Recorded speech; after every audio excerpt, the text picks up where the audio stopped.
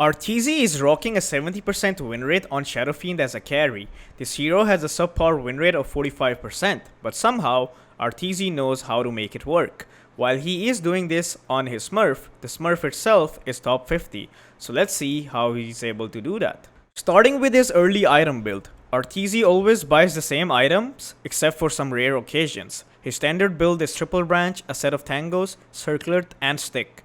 This build is balanced for both physical and magical damage lanes. SF has bad base damage, so the stats from the circlet and the branches help him with that. In case he loses gold in the picking phase, he buys slippers instead of the circlet. Depending upon the lane, he upgrades his early build into a wand and wraith band.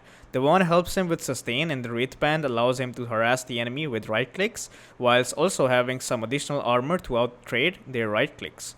The other build that Arteezy goes for is Magic Wand and 3 branches. He only goes for this build when he's going to be against an offlane hero that he cannot reliably do damage to with his right clicks. Some examples are Tide Hunter, Dragon Knight, and the new Medusa.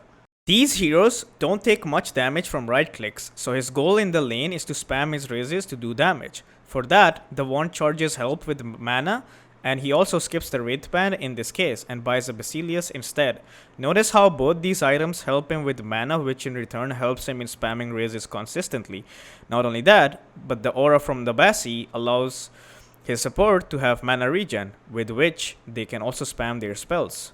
SF is originally a mid hero, so how does it fare as a carry? What most people don't realize is that his raises stack in terms of damage and also slow down the enemy significantly.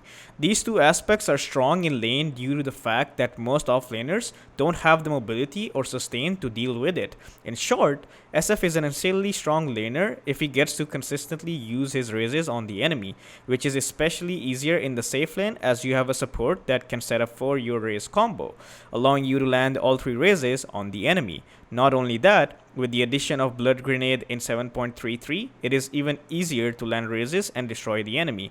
Since SF can win most of his lanes, that means that his item timings will be great, which is pretty visible in Arteezy's games. This man always has Treads, Madness, and Dragonlance by 12 minutes, which is impressive, and in the current meta, having a high net worth early on leads to a snowball in most cases. Arteezy always prioritizes fighting for bounty runes, since he has a high damage spell with support from his teammates in the form of stuns or slows. It is fairly easy to secure first blood on this hero. In the laning phase, his approach is aggressive and defensive according to the scenario. If his support is a hero that has a slow and high damage nuke, and he's playing against a melee offlaner, he will usually have an aggressive approach, meaning that he will try to punish the melee offlaner as often as he can with his raises combined with the spells of his +1. He even goes as far as to miss creeps for kills in the laning phase, mainly due to the fact that kills give way more gold now as compared to the previous patch. SF's weakness in the lane is that he is a hero with bad base strength, meaning that he has a low health pool. Not only that, he has no mobility or safety spells. If he's against heroes that can close out the distance and have high damage spells, then he has to be very careful, otherwise one misstep can lead to death. In these types of scenarios, Arteezy has a defensive approach where he stays as far as possible from the enemy and tries to use his raises to secure creeps. Other than that, he only pressures the enemy if they are in a position where he can reliably use raises on them. Most of his laning phase involves him raising the enemy whenever he gets the chance, especially against melee heroes, essentially killing or zoning them out and then denying as many creeps as he can because of the additional damage from his souls. After he hits level 5, where he has 3 points in his raises and also has treads, he tends to push in the lane and then clear the side camps. This in return allows him to increase his net worth. His pattern is quite simple: push in the wave, farm the large camp, farm the small camp, push in another wave, followed by moving towards the camps behind his tower, and farming the medium camp and then farming the small camp before the map refreshes at the minute mark. This allows him to reliably farm 2 waves and 4 camps, which is roughly around 700 gold per minute. He averages 5k net worth at 10 minutes every game when he can reliably do this. This is only possible due to the combination of his laning mechanics and the ability to push in the wave and consistently farm the side camps in the lane.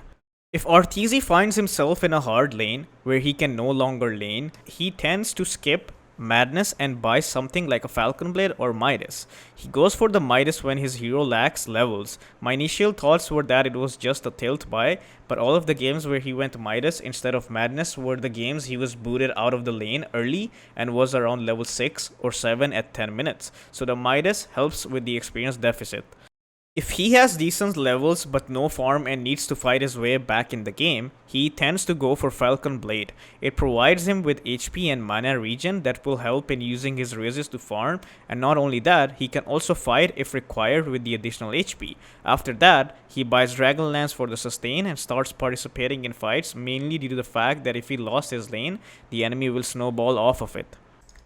For his early skill build, Arteezy does not max his raises fully but does prioritize it over his other spells till level 5. After that, he maxes his souls.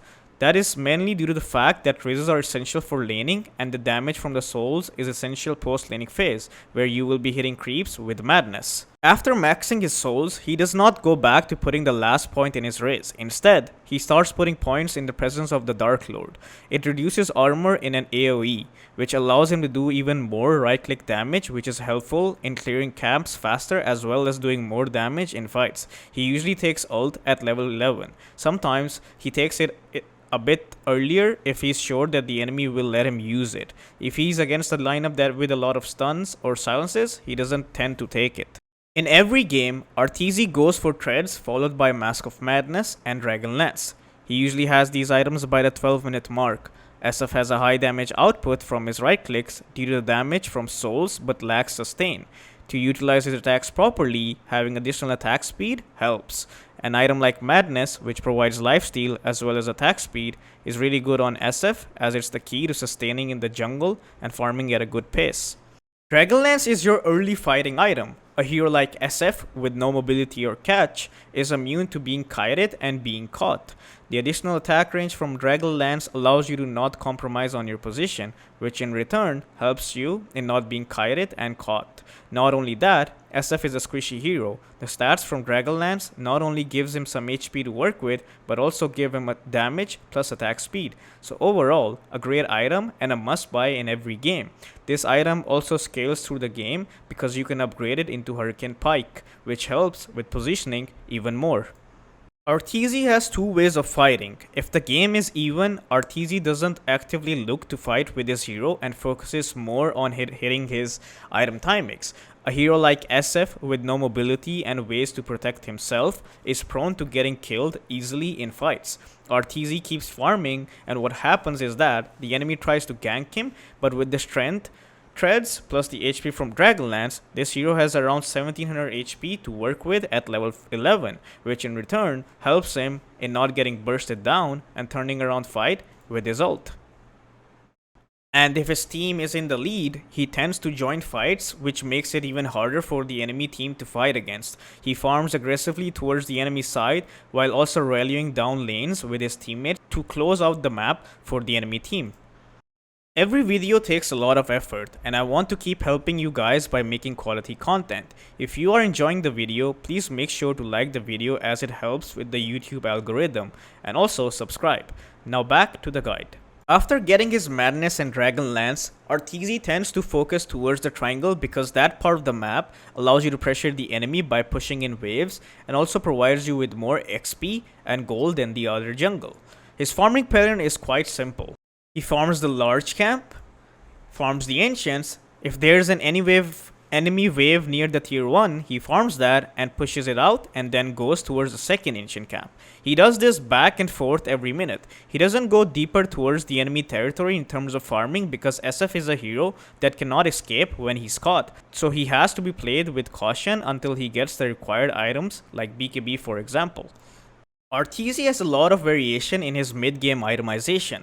After Madness and Dragonlance, Arteezy decides between these three items: BKB, Mantha, and Hurricane Pike. BKB is pretty self-explanatory. He buys BKB when the enemy has a lot of disable or magical burst. SF deals a lot of damage, but if he's not allowed to stand, he's basically useless. So BKB covers up the weaknesses of this hero. If the enemy does not have a lot of disables or magical burst, and you need something for basic dispel, for example against roots or silences, Manta is a better buy than BKB as it has a lower cooldown. You don't want to press BKB for small cooldown spells. He usually buys Pike when he needs to position against a single target spell. For example, Skyrat's Aeros plus ult combo is completely negated by Hurricane Pike. Overall, I would say in terms of execution, BKB is the safest and easiest option out of these. Arteezy is mostly experimenting with items, but in pro games, he always prefers going BKB as there's a lot of risk. In pubs, he does not care and the games aren't that coordinated. My advice would be to just buy BKB and make the thinking process simpler for yourself. Other than that, if his team is significantly ahead, sometimes he also buys Assault as his third item. The reasoning for that is SF's level 15 talent, which makes the armor reduction from the presence of the Dark Lord work on buildings. Combine that with Assault, buildings die really fast and you can close out games faster. For his skill build, we've already gone over his early game skill build. Arteezy puts 3 points in his raises, then maxes his souls, as raises aren't useful in the mid game because you will mostly be right clicking. Raises are only useful in the laning phase and for farming jungle in the early game, so putting the 4th point isn't worth it. Souls give you damage and make your ult do damage, both of which scale throughout the game and are probably your best spell. After that, he maxes his presence of the Dark Lord. The armor reduction allows him to kill foes faster, and this spell also scales throughout the game with the level 15 talent. Not only that, it got buffed in 7.33, it's not that big, but it's still something. After that, he takes points in his raise or ultimate, prioritizing the point in the ult or talents over the last point in raises. For his talents, he always takes the attack speed 1 at level 10 as he's going to right click. The raise damage doesn't serve him. For level 15, he goes for the presence of the Dark Lord, as again, he's going to be right clicking and raises don't serve a purpose with this build. For 20, he takes the soul damage, which almost doubles your damage output, so you hit like a truck. For the level 25 talent, he goes for the raise applies attack damage talent. This talent is pretty good against summons or illusions, and basically makes raises useful in the late game. Shadow Fiend's strongest timing is with his BKB. As soon as Arteezy has his BKB, he tends to secure ages for himself and then runs down lanes. So essentially, once you have BKB, you need to use it for something useful instead of farming passively. BKB allows you to posture and position yourself aggressively. On top of that, if you have ages, you are a very hard target to take down. Level 15 talent makes it even better, so essentially, level 15 talent with ages and BKB usually is enough to close out games given that your timings aren't off. A good BKB timing with Madness and Dragonlance is around 16 to 17 minutes. Arteezy's late game itemization also varies. Most of the time, he goes for Silver Edge. It provides him with mobility which SF is weak at and also significantly increases the damage output. In some cases, he goes for Lincoln if he's against stuff that BKB doesn't help with. For example, DK Stun, LC Duel, and Doom. If he needs armor, he tends to lean towards Assault as well because not only does it give him armor, it also reduces the armor of his foes, which combined with presence of the Dark Lord is really good.